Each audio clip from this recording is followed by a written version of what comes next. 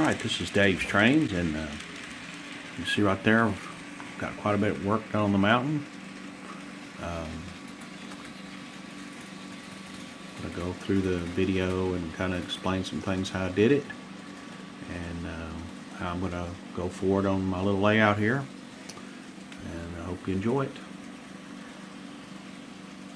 You can see that I got the framework for the tunnel completed from last time. And what I did is I've kind of been framing up, getting an idea how far my hillside has to be.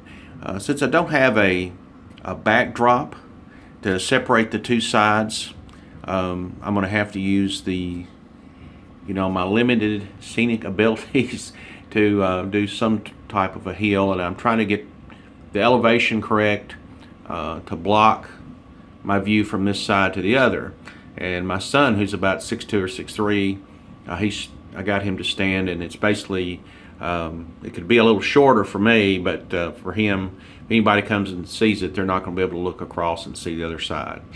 And so this is not the shape of the hill. It's just basically what I'm just kind of get a visual on how far down the mountain is going to come and how far up I've got to go, which I'm going to start here in a second.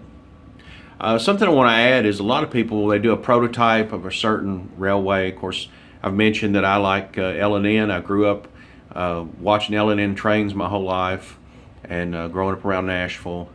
And got to looking, and there is a little rail yard near where I live in Mascot, Tennessee. And of course, that's Norfolk Southern. And many years ago, the Southern Railway was the railway in this area, so I'm kind of taking a little modeler's license by putting L&N. So if I say this is my Mascot yard, and it's a pretty good sized yard, it has a tower and everything. I've never driven out to it. I don't think you can really drive to it, but looking on Google Earth, it has a lot of trackage and a lot of trains either stored there.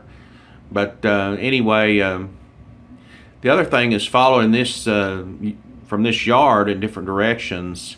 There's a lot of different type of scenes that I'd like to put in, and I'm going to walk around to the back here, and one of these is going to be a river scene. And the railway, when you leave this yard and you go to deeper into East Tennessee up in the mountains, this railway actually follows, I believe it's the Holston River, pretty close in areas. And they don't have a lot. They do have some tunnels, have some short tunnels, but basically it's in the, as we say, the hollers between the mountains. It's winding through there pretty good. So this may not be very prototypical, but I like the visual of the train, and I think what I intend to do is put my river through here and come on this side and back the other, and then the tracks will kind of follow the river, plus with the mountain side close to the tracks. I think it'll be a nice visual. We're going to see how we can do that here, and going to get started right now. Hillside, so to speak, and that's where I'm at right now.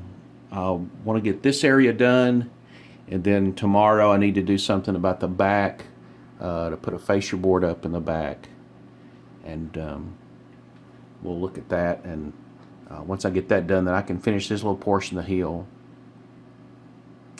Let me walk around here and cut this off a minute, and I'll turn it back on when I get to the other side over here.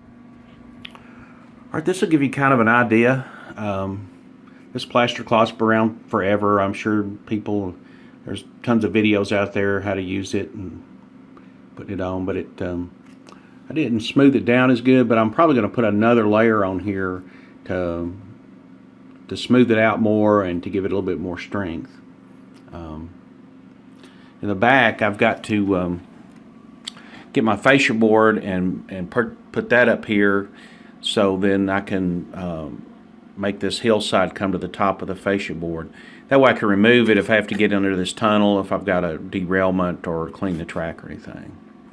And this is just kind of show you what I'm doing as far as the paper. It's just basically, like I said, wadded up like in a pie shape, and I'm use a little bit of scotch, little tape there, scotch tape or masking tape, I guess, and then I'll put this over it.